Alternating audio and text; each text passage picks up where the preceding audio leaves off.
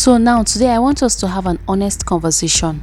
I know everyone has been talking about rice water like it's some kind of miracle for hair growth. But the truth is, it's not working for everyone. In fact, for some people, rice water may actually be damaging to their hair and may not even realize it. So let's talk about it. Let me share the truth that no one is really saying it out loud. So let's talk about the hype versus the reality. So here is the thing. Rice water blew up on the internet because it's packed with amino acids, vitamins and inositol, which are all great for strengthening the hair shaft and reducing friction when detangling. In theory, it makes sense why it should work for hair growth, like absolutely 100%. But just because something works for one person doesn't mean it will work for everyone. I've gotten DMs, comments, and even friends in real life telling me, oh, I've used rice water and my hair started breaking, my scalp is itchy and flaky, my hair feels dry, hard, and I don't know why. The truth is, rice water may be the culprit. So let's talk about protein overload. Protein overload in rice water. One of the biggest reasons rice water can cause problems is something called protein overload.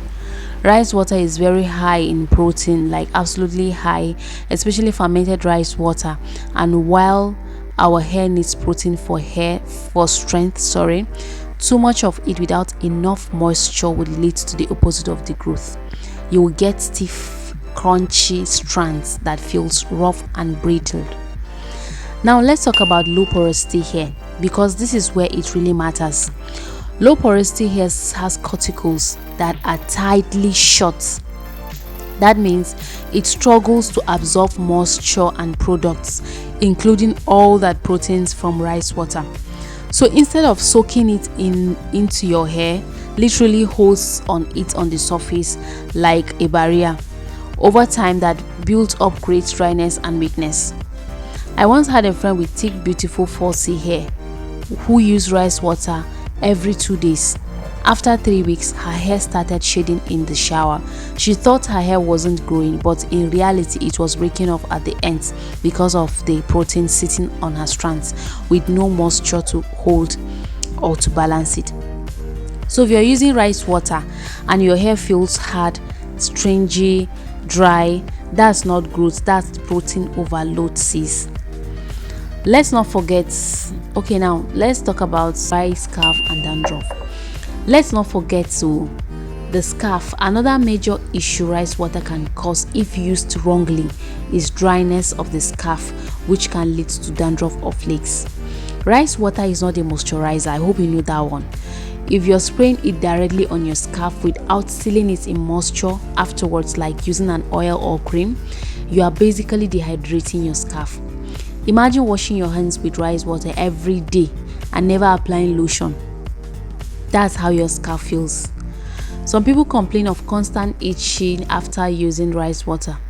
That's your scalp begging for moisture.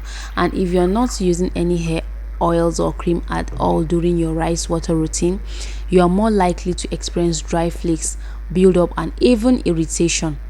Let me be real. Healthy hair starts with a healthy scalp. So if rice water is making your scalp itchy, tight, or flaky, it's time to rethink your routine.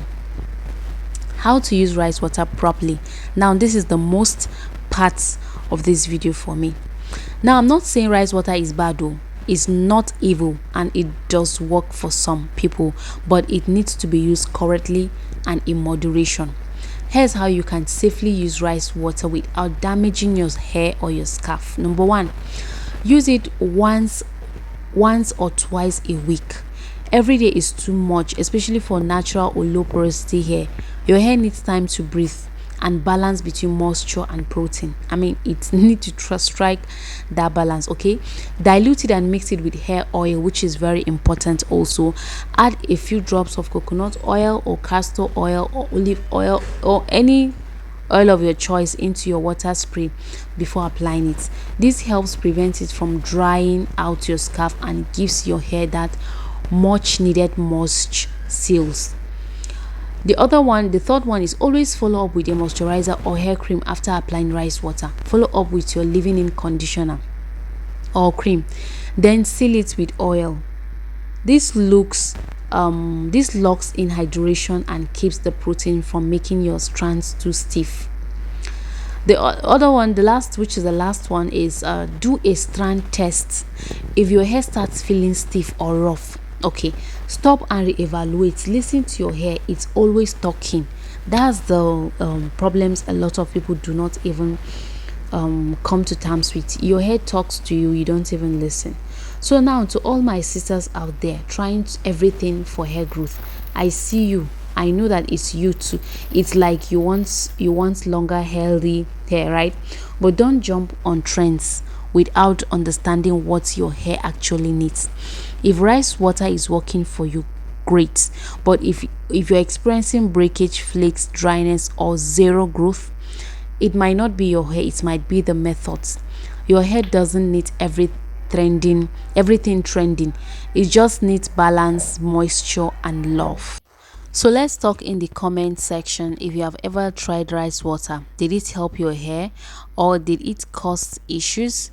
I want to hear your experience. Don't forget to like, subscribe to this channel for more interesting hair content. I will see you all in my next video. Bye.